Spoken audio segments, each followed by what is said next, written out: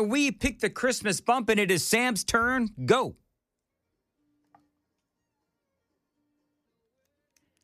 All right, so who is this, Sam? Well, the Osborne brothers. Ah. All right, so help me understand who the Osborne brothers are. Are they a The bluegrass modern group? No, or? that's Brothers Osborne. This is the Osborne brothers. Yes, leave it to me. Who have the probably most famous version of Rocky Top, the traditional song. Listen, any song, and I can say this as I feel, Joan, like I am an adopted Tennessean. Right. And so any song that mentions Rocky Top is going to be a good song, I believe. Yeah. Yeah, it's All describing Christmas time at home on a Rocky Top. All right, so that is the Osborne brothers. They are described as the Yes. legendary bluegrass musicians. Well, that is bluegrass. Yeah. That was good, Sam. Yeah, Well I done. like it. What we like to say that is off the beaten path. Now, Matthew Hurtt joining us on Super Talk 99.7. Matthew, always great to have you on. We had you on Friday talking about the Turning Point USA and AMFest, and we talked about, I think it was day one, and so they've been having the entire event over the weekend. And so let's talk a little bit about what happened over the weekend. First of all, I want to play this audio bite. I need some video, Sam. I want to play this audio bite. This is J.D. Vance in a great, and I mean a great line. And you know what else unites them? We are going to kick their ass next November and every year after that. He's talking about the midterm elections, J.D. Vance. I mean, Pete, it was a great moment. He got a standing ovation. People are going crazy, and they start chanting, USA, USA. There it is. I mean, what a great moment for J.D. Vance. Would you say that his speech was the best point of Turning Point USA and the and the AmFest? Well, Dan, as you recall, on Friday we talked about Erica Kirk opening Turning Point's America Fest by saying they were fully behind J.D. Vance. Sunday was exciting. J.D. Vance gave a great speech. The energy was high. There was Nicki Minaj. Yeah, we're going to talk about that. Cultural relevance, but I think J.D. Vance made some excellent remarks. It is clear that if Turning Point and their activists are lining up behind somebody for 2028, that it's J.D. Vance, but also that there is enthusiasm and excitement headed into the midterms. And I think that is something you and I talk about all the time, is what is happening in the midterms and where is the energy and enthusiasm. And for Turning Point to end on this note, this America Fest, to end on this note, we're going to kick their butts in 2026. That is preparing their activist base, their membership, their supporters for all of the political work they're going to do off campus over the next 10 months. Real quick, this was Erica Kirk talking about J.D. Vance. We're going to ensure that President Trump has Congress for all 4 years. We are going to get my husband's friend, J.D. Vance, elected for 48 in the most resounding way possible. Well, was that a surprise when Erica Kirk came out? And really not a surprise to me. I think it has been clear that J.D. Vance is the front runner. Well, Charlie and Don Jr. and J.D. Vance, before Charlie's assassination, they were always at events together, certainly before Vance was elected vice president. This is a close-knit, not just political actors on the stage showing up at events and things, but these individuals were close personally. And so for Turning Point to be mobilized in this direction, it's not a surprise. And as you and I have discussed before, this America First, or this Make America Great Again movement, is looking for the next iteration or the next candidate for the next cycle. And this is a natural progression of that. Do you think that there is, last week we talked about, I don't want to retrace too much, but the Democrat Party, 18% approval rating, terrible approval ratings. The Democrats have been saying, the Republicans, Donald Trump's popularity is doing terribly in the polls, and then that comes out. So if you were going to just, take off your Republican hat, if you will, and just look at this, which side has the most momentum, more momentum going into the midterm elections? Well, Democrats have a low approval rating, but the question is who is on the ballot in each election. And if Donald Trump is not on the ballot, then a lot of Donald Trump supporters stay home. But for Democrats, Donald Trump is always on the ballot. And this is something, it's a phenomenon I haven't seen in politics. Democrats constantly go to the polls to vote against Donald Trump, even when he's not on the ballot. We saw it in New Jersey and Virginia this year, and I think that will continue to be a theme so long as Donald Trump is a political figure in the United States. And I think that is something that Republicans must consider. If you are a Trump supporter and you sat out the Tennessee 7 special election, or you sat out in Virginia, or you sat out in New Jersey, or you're planning to sit out in the midterms, whether Donald Trump is at the top of the ticket or not for Republicans, he is at the top of the ticket for Democrats, and that is going to motivate them. And in politics, motivation and enthusiasm it takes you a lot further than being complacent and sedentary. Why wasn't Trump there last night or over the weekend or at this event? You had Donald Trump Jr. that had the president on speakerphone, which is all fine, well, and good. My take on the reason why Trump wasn't there is because J.D. Vance clearly was the keynote speaker, if you will. All eyes were on J.D. Vance. So was that Trump sort of being respectful and saying, nope, this is the party that needs to move forward with the conservative movement, and I don't necessarily need to be there? But, I mean, do you have an opinion on why Trump wasn't there? Yeah, Dan, I don't know. I didn't talk to President Trump over the weekend, and I don't want to speculate. What I do think is that Turning Point's AmericaFest, again, this is the first AmericaFest that I've ever been to. Saw friends from MTSU and Rockville High School down in Rutherford County. This was an impressive production. That said, logistically, I think it would have been even more difficult for security and Secret Service considerations to have the president there. It was a massive operation. Turning Point did an excellent job. And I do think, what do you have on Sunday? If you're closing out the program, if you get the vice president, what we do know about Donald Trump at conferences and conventions is he's likely going to be late. He's likely going to go, 30 or 45 minutes longer or even longer than that. And I think just for production, production considerations, it was easier just to have Vice President Vance. Matthew, you working this week? I'm working. I'm checking emails, but I'm in town for Christmas. You heard him sort of like, yeah, I am working. Sure. I've got my inbox open right now next to the Super Talk YouTube stream. Sure. Are we putting the word air quotes around the word working? See, because this is now the third time, by the way, Sam knows how to demotivate the host. He's like, oh yeah, there's nobody out on the road, nobody's working. It's like, all right, thanks, Sam. So basically all of this is for naught because nobody's on the road. Whatever. Hey, listen, I appreciate you listening, and if you're YouTube, out on the road, whatever. Now, Nicki Minaj. I feel really bad for what happened to Nicki Minaj. I know that you know where I'm going. Nicki Minaj, poor choice of words. See, dear young men, you have amazing role models like our handsome, dashing president. No problem. All right. And you have amazing role models like the assassin J.D. Vance, our vice president. Yeah, she used the word assassin, and then for people watching on Super Talk TV, she realized what she said. She put her hand over her mouth. Trust me, there's nothing new under the sun that I have not heard, so you're fine. And Erica Kirk is like, don't worry about it. It's cool. Yes, we did. And Nicki Minaj is trying to recover. She puts the microphone basically down. because You have to laugh about it, truly. I have been called every single thing, and you know what? God is so good, you let it roll right off your back.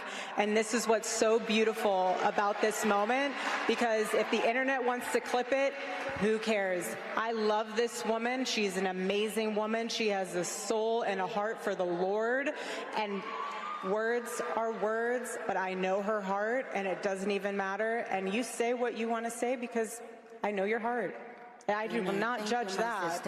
and they just went on from there. So, you know, I learned a lot about Erica Kirk, Matthew Hurtt, about just how incredible of a woman she is. Nicki Minaj didn't mean to stick her foot in her mouth. I believe she actually wiped a tear away, realizing what she had said to Erica Kirk. What's your take on that moment?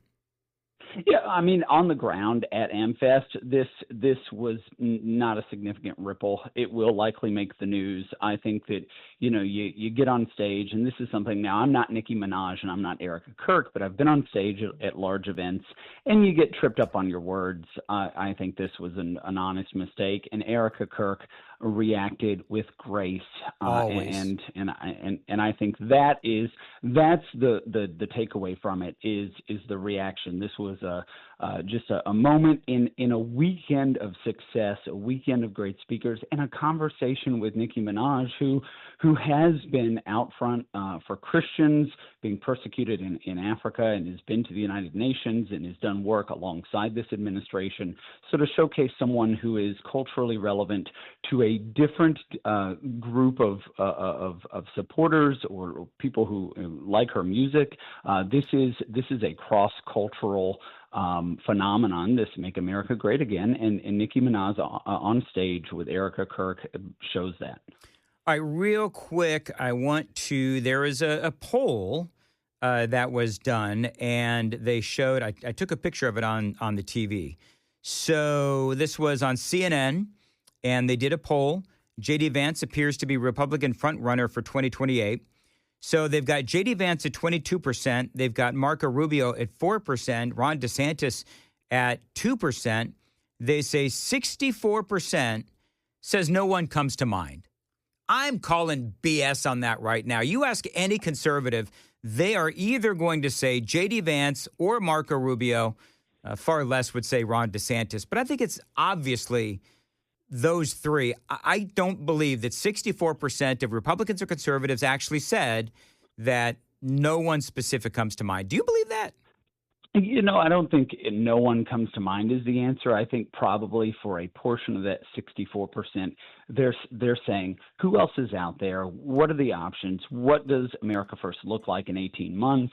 How do we do in the midterms? They're asking themselves lots of other questions before they get to an answer. It's not a political answer. They're not hemming and hawing and saying, you know, oh, I don't know if I can support J.D. Vance, but it is a let's wait and see kind of answer as we head into the midterms. And I think that's a responsible answer for a lot of people, even though, you know, at 24%, that's a significant electorate. 24% of the respondents, which it ends up being half of the people who said anything at all or more than that. So for J.D. Vance. So I think there's still plenty of runway in the 2028 elections. And if we look back historically to 2016 and 2008, candidates polling at 1 or 2 or 3% at this part of the cycle ended up spiking and jumping. So it's anybody's race in 2028.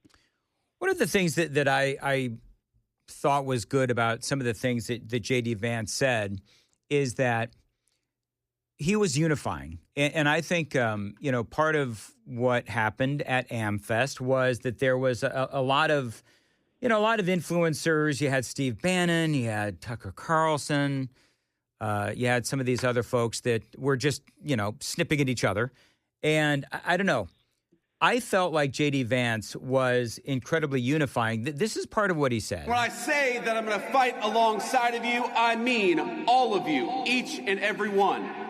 President Trump did not build the greatest coalition in politics by running his supporters through endless, self-defeating purity tests. He says, make America great again because every American is invited. Yeah, J.D. Vance, of course, great things to say. But as far as the influencers go, you had Ben Shapiro, Steve Bannon, Megyn Kelly. The other names are escaping me, but they're all just going after each other. Do you think J.D. Vance is going to be that unifier? And I'm sorry, one more thing, Matt, and I'm sorry, but the other thing that I would ask is, do you think it was a good thing or a bad thing to allow all of these folks to, snip at each other, which is what Charlie Kirk was all about, is the debate. But, I mean, do you think it was more of a distraction? Well, to hit those points, and I talked briefly about your second question on Friday, I think this is the only movement that allows diversity of viewpoints, diversity of ideas.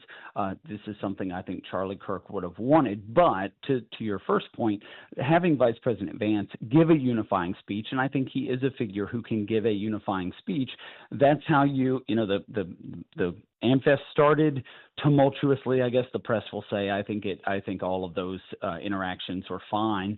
And then you put a bow on it on the end, at the end on the last day, and you bring J.D. Vance in to unify everyone. And I think that is the tone and tenor of a conference. If you start out with disagreement and discord and you end on a unifying note, I think that is an excellent way to wrap up a conference. Yeah, I really enjoyed, watching some of it, watching the clips as well. And I just, it's not too much of a takeaway because I already had great respect for J.D. Vance. Everybody knows I'm a J.D. Vance fan, but nothing but love for Erica Kirk and J.D. Vance. I did like the dialogue. It does give the Democrats something to focus on. Whatever. I thought that it was ultimately, at the end, a great sign of unity. Are you all done with your Christmas shopping there, Matthew Hurtt? Just about done, but Dan, I'm listening to all the great ads on Super Talk 99.7 to get some more ideas. Yeah, suck up. It's all good, though. I appreciate that.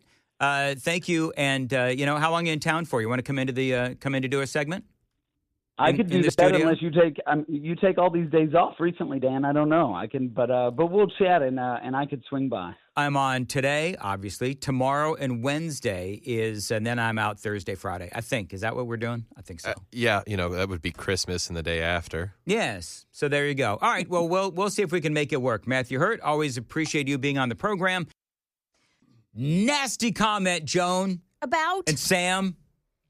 And Chris. I just got here, so it has nothing to do with me. Nasty comment about this radio station coming from the super text line. But first, let's do something positive. Chris, let's hear your pick for the Christmas bump. It's a classic. Everybody loves it. And there was even an animated special made out of this song. It's Grandma Got Run Over by a Reindeer.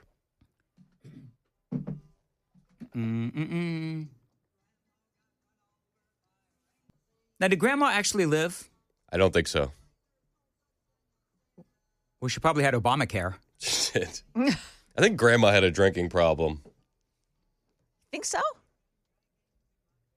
There it Apparently is. so. Yeah. The eggnog, Apparently though. so. Especially if it was Martha Stewart's recipe. That stuff You like will eggnog? get you. I do. You're a big eggnog fan? I like eggnog. Though there was a spirited debate on the super text line last week. People are saying boiled custard is better. Never had the boiled custard. Boiled custard? It's more rich. I'll give it that. Really? I've never done the boiled custard. It's like a Marylander type of. I've never. It's not a Southern thing as far as I know. Well, interesting. We actually happen to have a big deal in Maryland. Marylander here. Yeah, no. It's not a Maryland thing. All right. That's just where my father-in-law's from, man. Oh. All right. So I think we're good on Grandma got run over by a reindeer. We can, yeah. Personally, I thought that my joke about Grandma being run over by a reindeer and then dying because she had Obamacare was actually really good. It actually It's hit. the highlight of your day. That joke slapped. Didn't it slap? Thank you. Is that a thing? It's a thing. Okay. The kids are saying it. It's a knee slapper. Is that where it comes Yep, from? yep. Knee slapper? Well, she died in Canada waiting to get treated because their healthcare system's so bad. In fact, I heard that they said we could fix you up, but it's a lot cheaper to just euthanize you. Well, that's a thing now. That's the route they took. That's not what Grandma thought when she heard she was getting a maid. Grandma got euthanized by a doctor. That's pretty good. So you like that? So you had to outdo my joke. I'm sorry. I didn't mean to. I didn't mean This to. is the problem. Hey, by the way, real quick, you know what I like about the podcast we did with Murphy Show? What's that? Mostly Peaceful with Dan and Chris featuring Matt Murphy, is that it's actually good all this week because we are covering the best stories from 2025. The year in review. It's the year in review with Murphy Show and Chris and myself. And it's an hour, 41-minute extravaganza. Did we really talk You that know what long? I'm hearing? Yep. What? I'm hearing we didn't know what to talk about, so we invited Matt on. No, it's not true at all. That's not No. What is wrong with you, Joan? Come on, Joan. Sam, do you hear the same thing? Is she like this with you? No, she doesn't do this to me. Really? Is it just me? All right, fine. I seem to specialize in getting and cultivating the Draw it out of people. The smart aleck news person. No, but people like the year-end review. They did. If you want to go watch it, it's on YouTube. It's at 997wtn.com. Is Murphy Show on today? Yeah, I think so. Okay, so we're not going to – I will tease one of the big topics that Murphy Show is going to have today. He went to a certain burger joint. He did. So I'm going to let him go ahead and give his 2-bit response to. We don't want to spill the animal sauce. We want to let Murphy do that. We're going to let Murphy talk about it. But when I did say that it was a 2-bit opinion, that gives you an indication as to what he thought. How dare you? That's exactly right. Yep. Anyway, so that'll be up all week. All Yeah. right. So have you heard? Oh, wait. You wanted to review everybody else's real quick? Very quickly, let's review everyone else's Christmas bumps, starting with mine in the 5 o'clock hour. I think I actually did. I've been scattered like all day. Have you been scattered? A little scattered. But this was mine earlier today.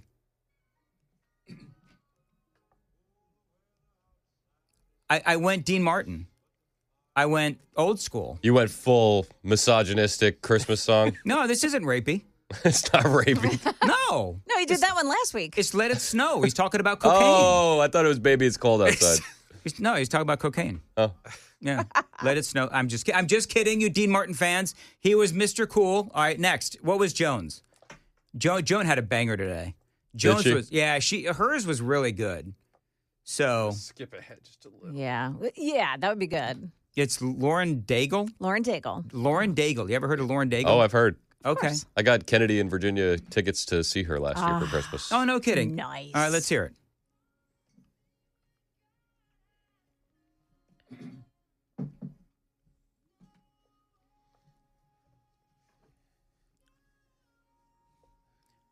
So, this is really good. Yeah. So This is actually my wife's favorite Christmas song. is Yeah. it really? She's been telling me that I need to do this for my pick. Stole it. But here you came in here with Grandma got run over by a reindeer. Well, I'm bringing classics. Someday you'll listen to your wife. Someday, Someday. Maybe that's what I'll get her for Christmas. Virginia, someday he'll listen to you. All right, and Sam had one too, which I'm going to be honest with you, Sam wasn't real excited about it. Is it like the rest of the Christmas songs he's He brought to the just shot table? you a look. You know what? Sam likes to be just sort of like cool and I don't know what you call it, beatnik. If we compiled all the songs that Sam chose, right? Yeah. And it was like that advertisement at 3 a.m., it'd be, now that's what I call a meh Christmas, volume 1. That's exactly right. I don't know if mask. That's what I call it.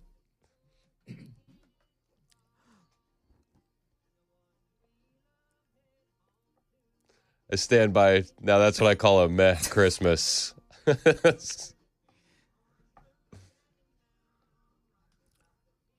I guess he gets an A for creativity. That's enough. I think he gets an A for creativity. What is this, Sam, real quick? It's Skermetti's walkout music. Christmas time on Rocky Top. There you go. Christmas time on Rocky Top. Do you actually listen to that song, Sam? Yes. Okay. And authentically Sam. the Said yes. traditional, regular Rocky Top as well. Do you not? Do you not find yourself on a Friday driving home listening to Rocky Top? I do not. And you call yourself a Tennessean. I'm going to have to contact the Attorney General about revoking that driver's license.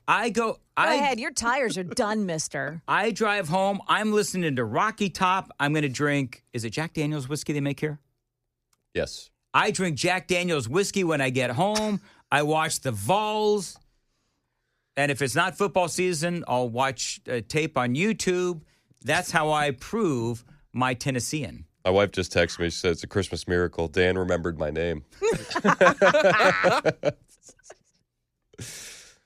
That's not funny, Jane. He didn't call you Victoria. No, not this time. Not this time. Have I done that once or twice? Like a handful of times. handful A of handful times. of times. Do you know how I finally remembered that it was Virginia? How? I used to live in Virginia. There you go. Because I'm like, the last time I shanked her name, my wife said, Dan, you used to live in Virginia. Where did you Remember live? Where that- did you live in Virginia? Richmond. Oh, okay. Yeah. By that logic, I'm scared you'll call her Indiana. Why would you do that? Now you're going to put that in my face, in my head, or my face, whatever. All right, real quick.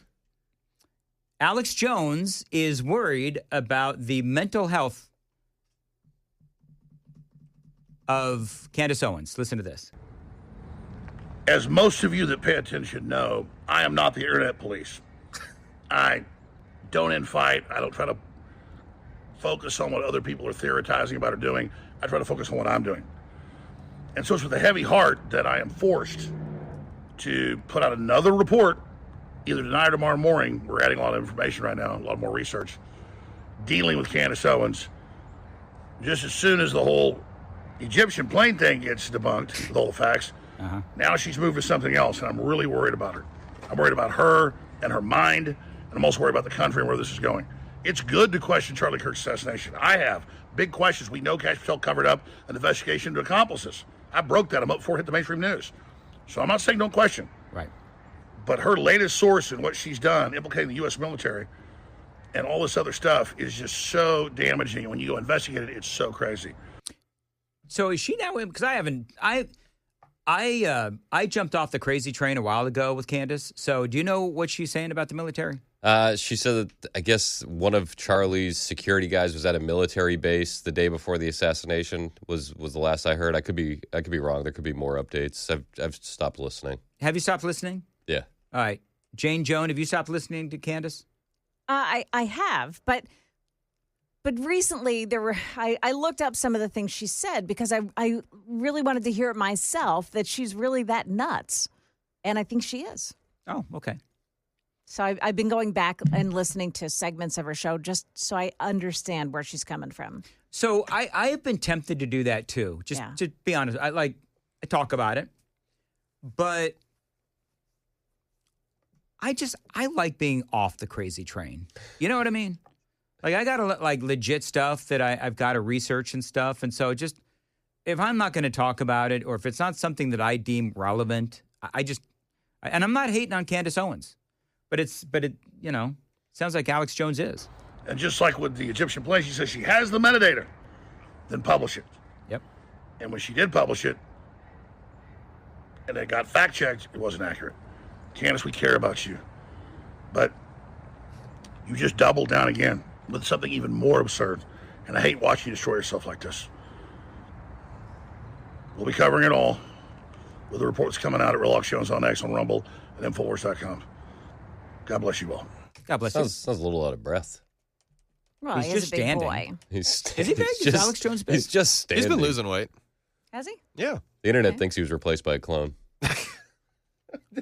There's, Clone with that seriously? same voice. Yeah, they really do. there's no copying on. that, They man. really do. Wow. There's a lot of the topics online. So I teased it, so I got to pay off the tease.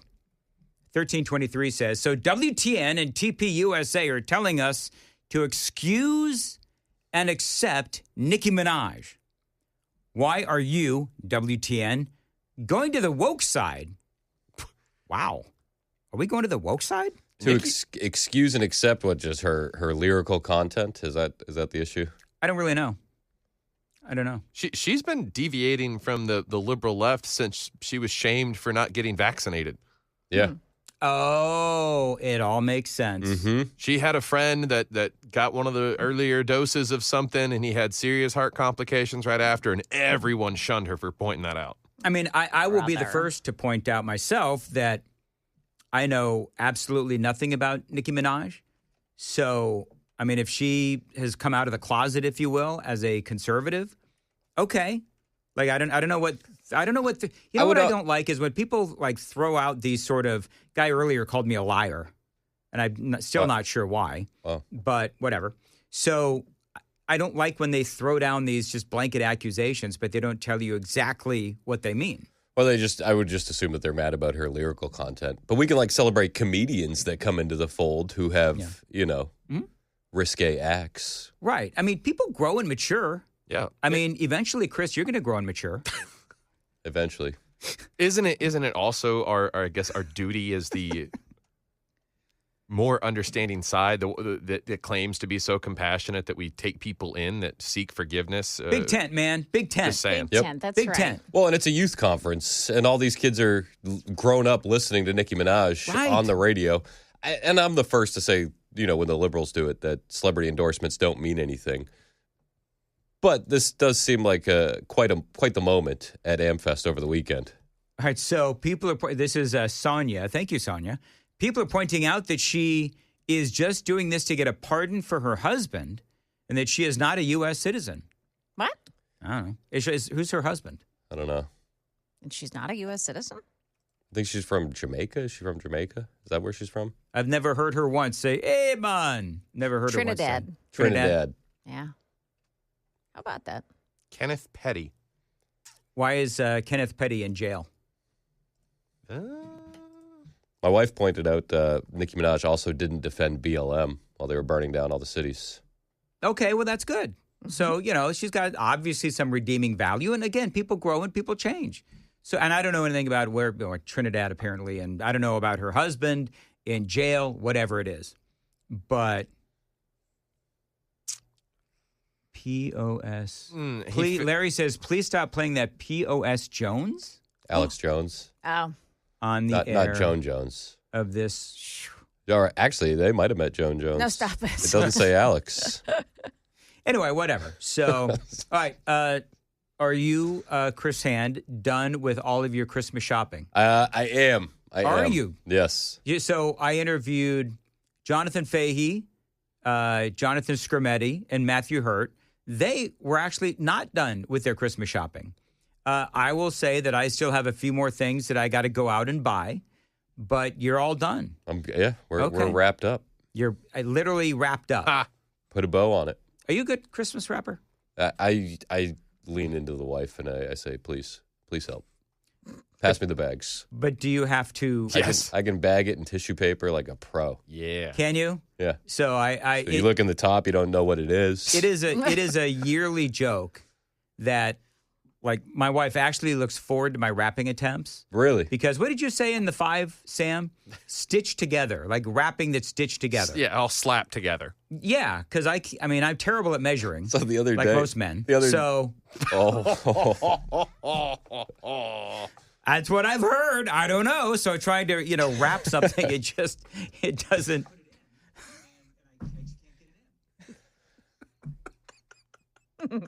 What were you saying, Chris? So the other day, my wife was wrapping gifts, and my two youngest got into the spirit and started just grabbing things around the house and wrapping them and putting them under the tree. Wow. So we're under the impression that we're going to be unwrapping some things that we've been missing. Yes. in the next, as long as it's not your in the next debit few card. days. Yeah, Dude, where's exactly. the salt? Yeah. Where is that? I have no idea. That's very funny.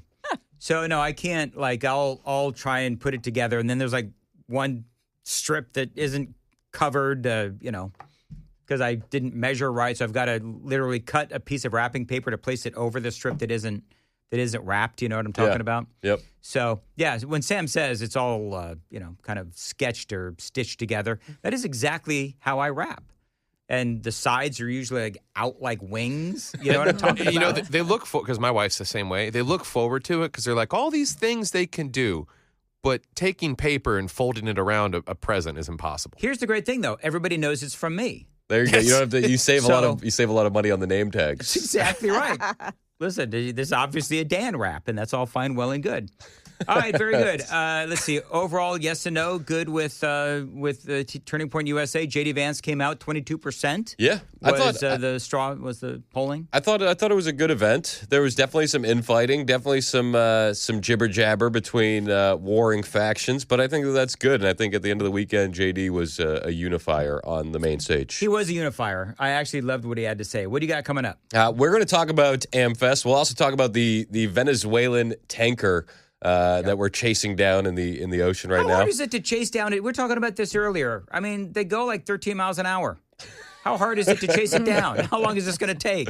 It's a high-speed pursuit, and we're going to be following all of that. Plus, what happened to one bus driver who requested her kids speak English on the bus? We'll talk about that and more and take your phone calls on it as well. Now, when the bus driver said they needed to speak English, did she say it in Spanish? I don't know. Right? Because, I mean, if all the kids only speak Spanish and you're telling them to speak English in English, then they don't understand. It's a wild story, so we'll dive into it.